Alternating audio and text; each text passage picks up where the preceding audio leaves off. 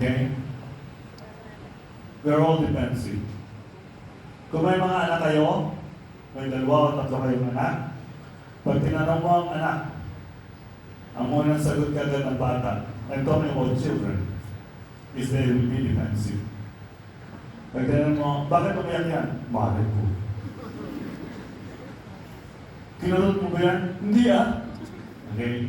So, the first is we are very good in defending ourselves. Well, the moment you defend yourself, mahirap na mag-sorry. Di ba? Lulusot at lulusot ka na. Okay? Ngayon, unfortunately, ang idea natin pag nag-sorry ang tao, sino ang nag-sorry? Siyang mali. Hindi ba? Yan ang idea natin kasi, para magsusorry, wala nang gino. Okay? But sorry is more than just may ginawa ka wala. And yet, we know common weakness ng tao yan. We're very defensive. The second, of course, is excuse. Magaling tayong gumawa ng excuse. Laging may excuse. Bakit ka na late? Traffic eh. Okay. Bakit hindi ka nakatawag? May OT eh. Yung pala nasa bahay na. May OT pa rin. Okay? Magaling tayong gumawa ng excuse. Mga OFW, alam yan. Hinahanap ni Mrs. Nakatulog daw. Naroon na pala sa KTV. Okay? Alam niyo yan? Oo, alam niyo yan. Okay? Oo.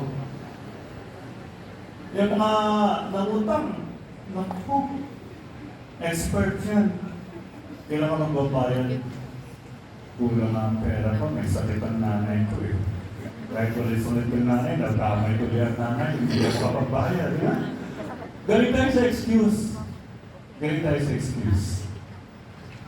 And of course, the third is, it's always not me. It's always you. It's always them. Sila yun, hindi ako.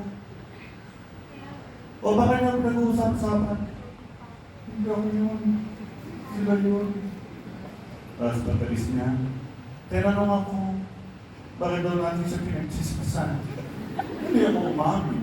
Sila yun, hindi ako. This is the beautiful story of the gospel today. I think again, dapat ang tao marunong magpakumbaba. Dapat ang tao huwag masyadong mataas ang tingin sa sarili. Dapat, paglabas ninyo ng simbahan mamaya, at yung ka-roommate ninyo, tulog, huwag niyong iismiran. Galing ako ng simbahan, tulog ka pa rin.